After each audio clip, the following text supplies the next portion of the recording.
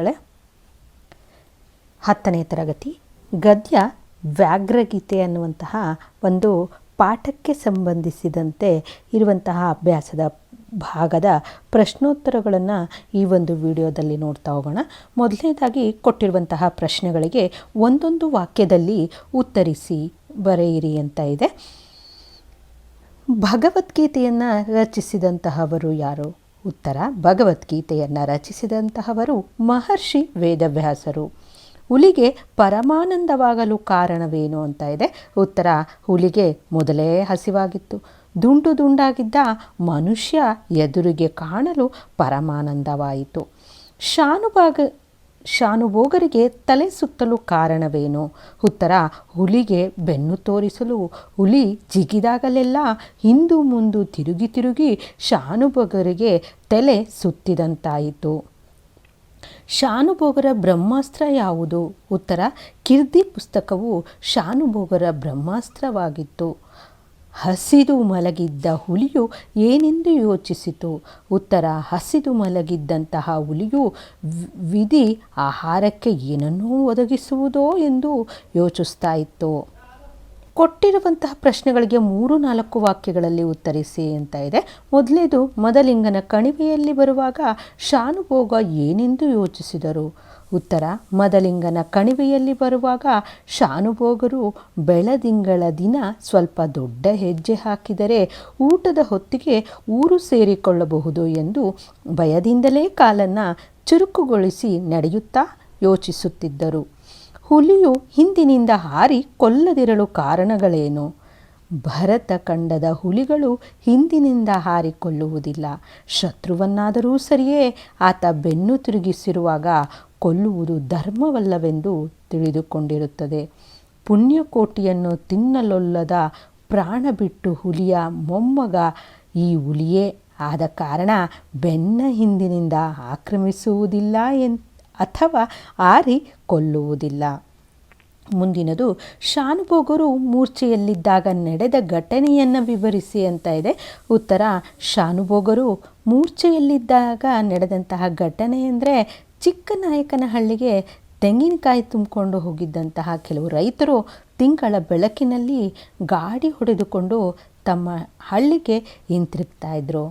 ಶಾನುಭೋಗರು ಬಿದ್ದಂತಹ ಸ್ಥಳಕ್ಕೆ ಕಾಲು ಹರದಾರಿ ಇದೆ ಎನ್ನುವಾಗ, ಅಂದರೆ ಸಣ್ಣದಂತಹ ದಾರಿ ಇದೆ ಅಂತ ಹೇಳುವಾಗ, ಎತ್ತುಗಳು ಏನು ಮಾಡಿದರೂ ಮುಂದೆ ಹೋಗದೆ ಕಣಿ ಹಾಕಿಕೊಂಡವು. ಅಂದರೆ ಅವು ಮುಂದೆ ಹೋಗ್ತಾನೆ ಇಲ್ಲ, ಅಲ್ಲೇ ನಿಲ್ಕೊಳ್ತಾ ಇದ್ವು.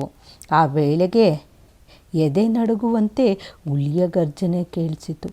ಎತ್ತುಗಳ ಗಂಟೆಯ ಶಬ್ದವನ್ನು ಕೇಳಿದ ಹುಲಿ ಕೆಲವು ನಿಮಿಷ ತಡೆದು ನೋಡ್ತತೆ. ಆದರೆ ರೈತರ ಮಾತು ಕೇಳಿ ಬಂದ ಮೇಲೆ ನಿರಾಶೆಯಿಂದಲೂ ಕೋಪದಿಂದಲೂ ಗರ್ಜಿಸಿ ಪಲಾಯನ ಮಾಡಿತು. ಅಂದರೆ ಅದು ಹಿಂತಿರುಗಿ ಹೋಗುತ್ತೆ. ಗಾಡಿಯವರು 5 ಜನವಿದ್ದರೂ ಎಷ್ಟೇ ಆಗಲಿ ಹುಲಿ ಅಂದರೆ ಭಯ ಅಲ್ವೇ? ಸ್ವಲ್ಪ ಹೊತ್ತು ಗಾಡಿಯ ಬಳಿಯೇ ನಿಂತು ನೋಡ್ತಾರೆ. ಮತ್ತೆ ಗರ್ಜನೆ ಕೇಳಲಿಲ್ಲ. ಅನಂತರ ಅವರು ತಮ್ಮಲ್ಲಿದ್ದಂತಹ ಕೋವಿಯಿಂದ 1-2 ತೋಟ ಆರಿಸಿದ್ರು. ಕೈಲಾದಷ್ಟು ಗಲಭೆ ಮಾಡುತ್ತಾ ತೆಂಗಿನ ಗರಿಯ ಪಂಜು ಹೊತ್ತಿಸಿಕೊಂಡು ಜಾಗರೂಕತೆಯಿಂದ ಮುಂದುವರೆದರು. ಮೂರ್ಛೆಯಲ್ಲಿ ಬಿದ್ದಂತಹ ಶಾನುಭೋಗರನ್ನು ಕಂಡು ಮುಖದ ಮೇಲೆ ನೀರೆರಚಿ ಎಚ್ಚರಿಸ್ತಾರೆ. ಮುಂದಿನದು: ಕೊಟ್ಟಿರುವಂತಹ ಪ್ರಶ್ನೆಗಳಿಗೆ 8-10 ವಾಕ್ಯಗಳಲ್ಲಿ ಉತ್ತರಿಸಿ ಅಂತ ಇದೆ. ಮೂರ್ತಿರಾಯರ ದೃಷ್ಟಿಯಲ್ಲಿ ಹುಲಿಯು ಬೇಟೆಯಾಡುವ ಬಗೆಯನ್ನು ವಿವರಿಸಿ ಅಂತ ಇದೆ. ಮೂರ್ತಿರಾಯರು ಹುಲಿ ಬೇಟೆಯಾಡುವ ರೀತಿಯನ್ನು ಬಹಳ ಸುಂದರವಾಗಿ ಮಾರ್ಮಿಕವಾಗಿ ವರ್ಣಿಸಿದ್ದಾರೆ. ಹಿಂಸ ಪಶುಗಳ ಸಹ ಬದುಕುವುದಕ್ಕೆ ಒಂದು ಆದರ್ಶವನ್ನು ಪಾಲಿಸುವಾಗ ಪುಣ್ಯಭೂಮಿ ಭಾರತದಲ್ಲಿರುವಂತಹ ಮನುಷ್ಯರು ಹಿರಿಯ ಆದರ್ಶವನ್ನು ಪಾಲಿಸಿದ್ದಾರೆ ಎಂಬುದಕ್ಕೆ ಹುಲಿ ಬೇಟೆಯಾಡುವ ವಿಧಾನವನ್ನು ಇಲ್ಲಿ ಸಾಕ್ಷೀಕರಿಸಿರುವಂಥದ್ದನ್ನು ನೋಡಬಹುದು. ನಮ್ಮ ಭಾರತ ದೇಶದ ಹುಲಿಗಳು ಎಷ್ಟೇ ಹಸಿದಿದ್ದರೂ ಹಿಂದಿನಿಂದ ಹಾರಿಕೊಳ್ಳುವುದಿಲ್ಲ. ಶತ್ರುವಾದರೂ ಸರಿಯೇ ಆತ ಬೆನ್ನು ತಿರುಗಿಸಿರುವಾಗ ಕೊಲ್ಲುವುದು ಧರ್ಮವೆಲ್ಲವೆಂಬುದೇ ಅದರ ವಿಶ್ವಾಸ. ಆದ್ದರಿಂದಲೇ ಬೆಳದಿಂಗಳ ರಾತ್ರಿ ಒಬ್ಬಂಟಿಗರಾಗಿ ಸಿಕ್ಕಿದಂತಹ ಶಾನುಭೋಗರು ನಡೆಯುತ್ತಿದ್ದರೆ ಅವರ ಬೆನ್ನ ಹಿಂದೆ ಇರುತ್ತಿದ್ದಂತಹ ಹುಲಿ ಅವ್ರ ಮೇಲೆ ಆಕ್ರಮಣ ಮಾಡದೆ ಅವರ ಮೇಲಿನಿಂದ ಹಾರಿ ಮುಂದಿನಿಂದ ಕೊಲ್ಲಲು ನೆಗಿತಾ ಇತ್ತು. ಆದರೆ ಶಾನುಭೋಗರು ತಕ್ಷಣವೇ ಹಿಂತಿರುಗಿ ಹೆಜ್ಜೆ ಹಾಕ್ತಿದ್ರು. ಇದರಿಂದ ಹುಲಿಗೆ ಪುನಃ ಅವರ ಬೆನ್ನೇ ಕಾಣ್ತಾ ಇತ್ತು. ಹುಲಿಗೆ ಎಷ್ಟೇ ಹಸಿದಿದ್ರೂ ಆಯಾಸವಾದರೂ ತನ್ನ ಧರ್ಮವನ್ನು ಮಾತ್ರ ಬಿಡದೆ ಅದು ಪಾಲಿಸ್ತಾ ಇತ್ತು. ಶಾನುಭೋಗರು ಮರ ಹತ್ತಲು ಹೋಗಿ ಮುಗ್ಗರಿಸಿ ಜ್ಞಾನ ತಪ್ಪಿ ಬಿದ್ದಾಗಲೂ ಸಹ ಹುಲಿಗೆ ಬೆನ್ನು ಭಾಗ ಅಂದರೆ ಹಿಂಭಾಗ ಕಾಣಿಸ್ತಾ ಇದ್ದುದರಿಂದ ಅವರನ್ನು ಕೊಲ್ಲದೆ ಬಿಟ್ಬಿಟ್ಟಿತ್ತು. ಹೀಗೆ ಹುಲಿ ಆಕ್ರಮಣ ಮಾಡಲಿಲ್ಲ. ಇದಕ್ಕೆ ಮುಖ್ಯ ಕಾರಣ ಅದರ ಧರ್ಮ. ಅದು ಕೂಡ ಸ್ವಧರ್ಮೇ ನಿಧನಂ ಶ್ರೇಯಃ. ಈ ರೀತಿ ಹುಲಿಯ ಧರ್ಮಶ್ರದ್ಧೆಯಿಂದ ಆ ಗುಣವನ್ನು ಹಾಡಿ ಹೊಗಳುವ ಭಾಗ್ಯ ತನ್ನ ಪಾಲಿಗೆ ಬಂದಿರುವುದಾಗಿ ಲೇಖಕರು ತಿಳಿಸ್ತಾರೆ. ಮುಂದಿನದು, ಶಾನುಭೋಗರನ್ನು ರಕ್ಷಿಸಿದ್ದು ಕೀರ್ತಿ ಪುಸ್ತಕವೇ, ಹುಲಿಯ ಧರ್ಮವೇ ಸಮರ್ಥನೆಯೊಂದಿಗೆ ವಿವರಿಸಿ ಅಂತ ಇದೆ. ಉತ್ತರ, ಶಾನುಭೋಗರು ತಿಳಿದಂತೆ ತನ್ನನ್ನು ರಕ್ಷಿಸಿದುದು ಕೀರ್ತಿ ಪುಸ್ತಕವೆಂದು ಅವರು ನಂಬಿದ್ದಾರೆ. ಏಕೆಂದರೆ ಹುಲಿ ನೆಗೆದಂತೆ ಶಾನುಭೋಗರು ತಿರುಗಿ ತಿರುಗಿ ಆಯಾಸಗೊಂಡರು. ಅವರಿಗೆ ತಲೆ ತಿರುಗಿದಂತಾಗ್ತದೆ. ಕೊನೆಗೆ ತಮ್ಮಲ್ಲಿದ್ದಂತಹ ಕೀರ್ತಿ ಪುಸ್ತಕವನ್ನು ಹುಲಿಯ ಮುಖಕ್ಕೆ ಎಸೆದರು.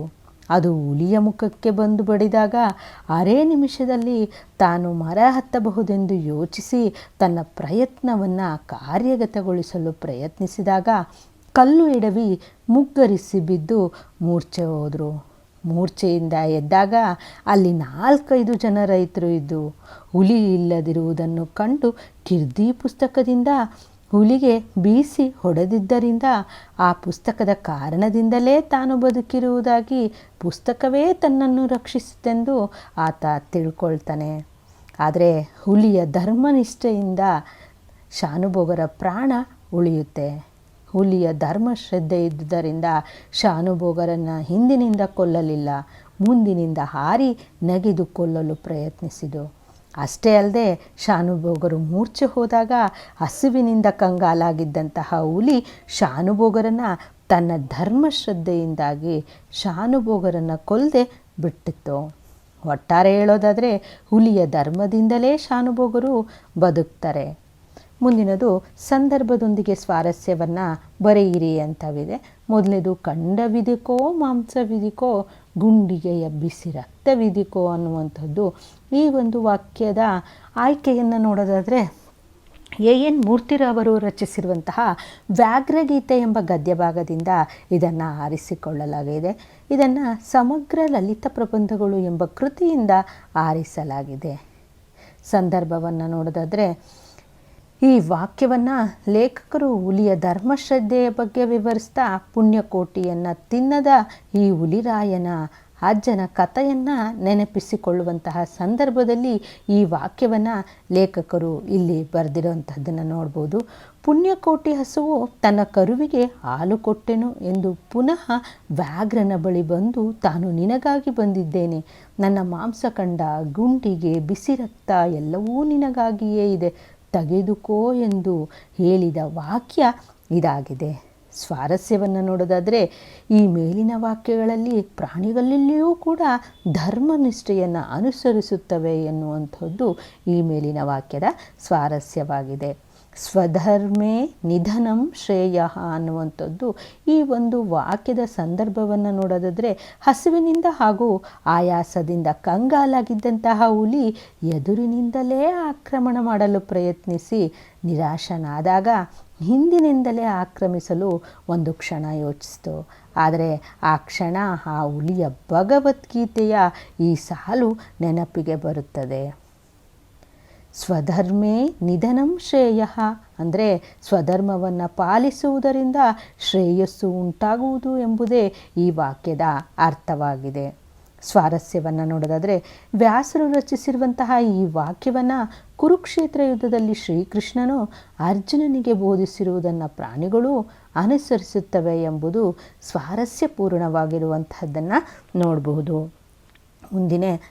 ಮುಂದಿನದು ದೇವರೇ ಮರ ಹತ್ತುವಷ್ಟು ಅವಕಾಶ ಕರುಣಿಸು ಅನ್ನುವಂಥದ್ದು. ಈ ಒಂದು ವಾಕ್ಯದ ಸಂದರ್ಭವನ್ನು ನೋಡೋದಾದರೆ, ಶಾನುಭೋಗರು ಬೆಳದಿಂಗಳ ರಾತ್ರಿ ನಡೆದು ಹಸಿದ ಹಾಗೂ ಆಯಾಸಗೊಂಡ ಹುಲಿಯೊಂದು ಬರಲು ಹಿಂಬಾಲಿಸ್ತಾ ಇರೋದು ಅವರಿಗೆ ಗೊತ್ತಾಗ್ತದೆ. ಬೆನ್ನ ಹಿಂದೆ ಬೀಳುವುದಿಲ್ಲ ಎಂದು ತಿಳಿದಂತಹ ಶಾನುಭೋಗರು ಅದು ಮುಂದೆ ಜಿಗಿದ ಕ್ಷಣ ಹಿಂತಿರುಗಿ ಹೆಜ್ಜೆ ಹಾಕತೊಡಗಿದರು. ಈ ರೀತಿ ಹಿಂದು ಮುಂದು ತಿರುಗಿ ಆಯಾಸಗೊಂಡು ಕೊನೆಗೆ ಹುಲಿಯ ಗಮನವನ್ನು ಬೇರೆಡೆ ಸೆಳೆಯಲು ಕೀರ್ತಿ ಪುಸ್ತಕದಿಂದ ಅದರ ಮುಖದ ಮೇಲೆ ಬಡಿದು ಈ ಮೇಲ್ಕಂಡ ವಾಕ್ಯವನ್ನು ಹೇಳ್ತಾನೆ.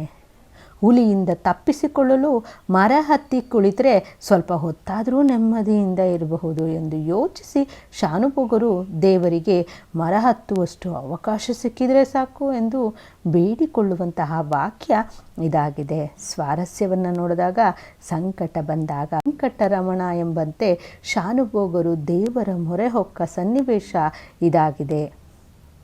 ಮುಖ ಮೇಲಾಗಿ ಬಿದ್ದಿದ್ದೇನೆ ಅನ್ನುವಂಥದ್ದು ಈ ಒಂದು ವಾಕ್ಯದ ಸಂದರ್ಭವನ್ನು ನೋಡೋದಾದರೆ, ಮರ ಹತ್ತಲು ಹೋಗಿ ಕಲ್ಲು ಎಡವಿ ಮುಗ್ಗರಿಸಿ ಬಿದ್ದು ಮೂರ್ಛೆ ಹೋದಂತಹ ಶಾನುಭೋಗರು ರೈತರು ಅವರ ಮುಖಕ್ಕೆ ನೀರೆರಚಿ ಎಚ್ಚರಗೊಳಿಸಿದಾಗ ಶಾನುಭೋಗರು ಆ ರೈತರಿಗೆ ಈ ರೀತಿಯಾಗಿ ಕೇಳಿರ್ತಾನೆ. ಈ ಮಾತನ್ನು ಮೂರ್ಛೆ ಬಿದ್ದಿದ್ದಂತಹ ಶಾನುಭೋಗರು ತನ್ನ ಯಾವ ಅವಸ್ಥೆಯಲ್ಲಿದ್ದೆ ಎಂಬುದು ತಿಳಿಯದೆ ಕಕ್ಕಾಬಿಕ್ಕಿಯಾಗಿ ಈ ಮಾತನ್ನು ಆತ ಕೇಳ್ತಾನೆ. ಸ್ವಾರಸ್ಯವನ್ನು ನೋಡೋದಾದರೆ, ಹುಲಿಯಿಂದ ತಾನು ಹೇಗೆ ಪಾರಾದೆ ಎಂದು ಆಶ್ಚರ್ಯಚಕಿತನಾದಂತಹ ಈ ಶಾನುಭೋಗರ ಸ್ಥಿತಿ ಇಲ್ಲಿ ವ್ಯಕ್ತವಾಗಿರುವಂತಹದ್ದನ್ನು ನೋಡಬಹುದು. ಮುಂದಿನದು, ಹುಲಿ ಈಗ ಎಷ್ಟು ಹಸಿದಿರಬೇಕು ಅನ್ನುವಂಥದ್ದು ಸಂದರ್ಭವನ್ನು ನೋಡೋದಾದರೆ, ಶಾನುಭೋಗರು ಮನೆಗೆ ಹೋಗಿ ಊಟ ಮಾಡುತ್ತಾ ಕುಳಿತಿರುವಾಗ ಹುಲಿಯ ಬಗ್ಗೆ ಯೋಚಿಸ್ತಾ ಈ ವಾಕ್ಯವನ್ನು ಹೇಳ್ತಾರೆ. ಮೊದಲೇ ಹಸಿವಿನಿಂದ ಇದ್ದ ಹುಲಿ ಶಾನುಭೋಗರನ್ನು ತಿನ್ನುವ ತವಕದಲ್ಲಿತ್ತು. ಆದರೆ ದೇವರು ಶಾನುಭೋಗರ ಮಾತು ಕೇಳಿ ತಥಾಸ್ತು ಎಂದುದರಿಂದ ಅವರ ಜೀವ ಉಳಿತು. ಆದರೆ ಪಾಪ ಹುಲಿ ಹಸಿದುಕೊಂಡಿರಬೇಕು ಎಂಬುದಾಗಿ ಅದರ ಬಗ್ಗೆ ಯೋಚಿಸ್ತಾ ಈ ವಾಕ್ಯವನ್ನು ಹೇಳಲಾಗಿದೆ. ಸ್ವಾರಸ್ಯವನ್ನು ನೋಡೋದಾದರೆ, ಮನುಷ್ಯನ ಸಹಜ ಸ್ವಾಭಾವಿಕ ಗುಣವಾದಾಗ ಪ್ರಾಮಾಣಿಕತೆ, ದಯೆ, ಕರುಣೆಯು ಹುಲಿಯ ಬಗ್ಗೆ ವ್ಯಕ್ತವಾಗಿರುವಂತಹದ್ದನ್ನು ನೋಡಬಹುದು. ಮುಂದಿನ ಬಿಟ್ಟಿರುವಂತಹ ಸ್ಥಳಗಳಲ್ಲಿ ಸೂಕ್ತ ಪದಗಳಿಂದ ತುಂಬಿರಿ ಅಂತ ಇದೆ. ಮೊದಲನೇದು, ಮಂತಿತ್ವ ಹೋಗಿ ಕೇವಲ ಶಾನುಭೋಗಿಗೆ ಮಾತ್ರ ಉಳಿದಿತ್ತು ಅನ್ನುವಂಥದ್ದು. ಮುಂದಿನದು, ಕೀರ್ತಿ ಪುಸ್ತಕ ಡ್ಯಾಶ್ ಬ್ರಹ್ಮಾಸ್ತ್ರ. ಕೀರ್ತಿ ಪುಸ್ತಕ ಶಾನುಭೋಗರ ಬ್ರಹ್ಮಾಸ್ತ್ರವಾಗಿತ್ತು. ನೆಲದಿಂದ ಮೇಲೆದ್ದುಕೊಂಡಿದ್ದಂತಹ ಡ್ಯಾಶನ್ನು ಎಡವಿ ಶಾನುಭೋಗರು ಬಿದ್ದರು. ಕಲ್ಲನ್ನು ಎಡವಿ ಶಾನುಭೋಗರು ಬೀಳ್ತಾರೆ. ರೈತರು ತಿಂಗಳ ಬೆಳಕಿನಲ್ಲಿ ಡ್ಯಾಶ್ ಹೊಡೆಯುತ್ತಿದ್ದರು. ರೈತರು ತಿಂಗಳ ಬೆಳಕಿನಲ್ಲಿ ಗಾಡಿಯನ್ನು ಹೊಡಿತಾ ಇದ್ದರು.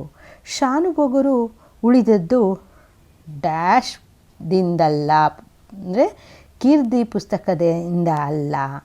ಮುಂದಿನದು, ಭಾಷಾ ಚಟುವಟಿಕೆ. ಕೊಟ್ಟಿರುವಂತಹ ಪ್ರಶ್ನೆಗಳಿಗೆ ಉತ್ತರಿಸಿ ಅಂತ ಇದೆ. ತದ್ದಿತಾಂತಗಳೆಂದರೇನು ಅಂತ ಇದೆ. ಉತ್ತರ, ನಾಮಪದಗಳ ಮೇಲೆ ಬೇರೆ ಬೇರೆ ಅರ್ಥಗಳಲ್ಲಿ ಗಾರ, ಕಾರ, ಈಗ, ಅಡಿಗ, ವಂತ, ಇಕ ಮುಂತಾದಂತಹ ತದ್ದಿತಾಂತ ಪ್ರತ್ಯಯಗಳು ಸೇರಿ ತದ್ದಿತಾಂತಗಳಾಗುತ್ತವೆ.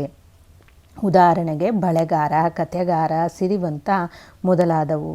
ತದ್ದಿತಾಂತ ಭಾವನಾಮಗಳೆಂದರೇನು? ಉದಾಹರಣೆ ಸಹಿತ ವಿವರಿಸಿ ಅಂತ ಇದೆ. ನಾಮಪದಗಳ ಮುಂದೆ ಭಾವಾರ್ಥದಲ್ಲೂ ತನ, ಇಕೆ, ಪ, ಮೆ ಇತ್ಯಾದಿ ತದ್ದಿತಾಂತ ಪ್ರತ್ಯಯಗಳು ಸೇರಿ ತದ್ದಿತಾಂತ ಭಾವನಾಮಗಳೆನಿಸುವವು. ಉದಾಹರಣೆ, ಜಾಣನ ಪ್ಲಸ್ ತನ, ಜಾಣತನ. ಚೆಲುವಿಕೆ, ಚೆಲುವಿಕೆ. ಕೊಟ್ಟಿರುವಂತಹ ಗಾದೆಗಳ ಅರ್ಥವನ್ನು ವಿವರಿಸಿ ಬರೆಯಿರಿ ಅಂತ ಇದೆ. ಕಟ್ಟುವುದು ಕಠಿಣ, ಕೆಡಹುವುದು ಸುಲಭ ಅನ್ನುವಂಥದ್ದು. ಯಾವುದೇ ಒಂದು ಕಟ್ಟಡ, ಮನೆ, ಶಾಲೆ, ಗುಡಿ ಯಾವುದಾದ್ರೂ ಸರಿ ಕಟ್ಟೋದು ಮಾತ್ರ ಬಹಳ ಕಷ್ಟ. ಆದರೆ ಅದನ್ನು ಕೆಡವಿ ನಾಶಪಡಿಸುವುದು ಬಹಳ ಸುಲಭ. ವರ್ಷಾನುಗಟ್ಟಲೆ ಬಹಳ ಪರಿಶ್ರಮಪಟ್ಟು ಕಟ್ಟಿದ್ದನ್ನು ಕೆಲವೇ ಗಂಟೆಗಳಲ್ಲಿ ಕೆಡವಿ ಹಾಳು ಮಾಡಬಹುದು. ಇದನ್ನು ನಾಶ ಪಡಿಸುವುದು ಕೂಡ ಬಹಳ ಸುಲಭ.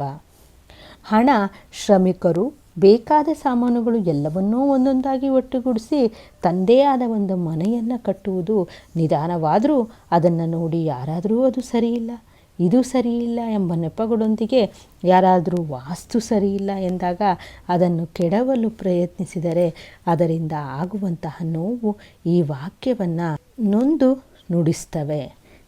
ಮುಂದೆ ಹೆತ್ತ ತಾಯಿ ಹೊತ್ತ ನಾಡು ಸ್ವರ್ಗಕ್ಕಿಂತಲೂ ಮುಗಿಲು ಎನ್ನುವಂಥದ್ದು ಇದೊಂದು ಗಾದೆ ವೇದಕ್ಕೆ ಸಮಾನ ಎಂದು ಬಹುಕಾಲದಿಂದಲೂ ಬಂದಂತಹ ಒಂದು ನಾಣ್ಣುಡಿ ಇದೆ. ಇಲ್ಲಿ ಕೊಟ್ಟಿರುವ ಗಾದೆಯ ಮೂಲ ವಾಲ್ಮೀಕಿ ರಾಮಾಯಣದಲ್ಲಿ ಕಂಡುಬರುತ್ತದೆ. ರಾವಣನನ್ನು ಸಂಹರಿಸಿ ಲಂಕೆಯನ್ನು ಗೆದ್ದು ಅದನ್ನು ವಿಭೀಷಣಗೆ ಹಿಂದಕ್ಕೆ ಕೊಟ್ಟು ಸೀತಾ ಸಮೇತನಾಗಿ ಶ್ರೀರಾಮನು ಅಯೋಧ್ಯೆಗೆ ಹೊರಟು ನಿಂತಾಗ ಈ ಮಾತನ್ನು ಹೇಳ್ತಾನೆ. ಅಪಿ ಸ್ವರ್ಣಮಯಿ ಲಂಕಾ ನಮೋ ಲಕ್ಷ್ಮಣ ರೋಚತೆ ಜನನೀ ಜನ್ಮಭೂಮಿಶ್ಚ ಸ್ವರ್ಗಾದಪಿ ಗರೀಯಸಿ ಎನ್ನುವಂಥದ್ದು.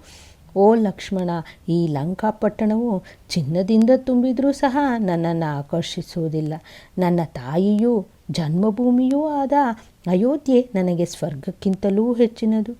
ಶ್ರೀರಾಮನು ತನ್ನ ತಾಯ್ನಾಡನ್ನು ಎಷ್ಟು ಪ್ರೀತಿಸುತ್ತಿದ್ದನೆಂಬುವಂಥದ್ದನ್ನು ಈ ಮಾತು ಸಾಕ್ಷಿಯಾಗಿದೆ.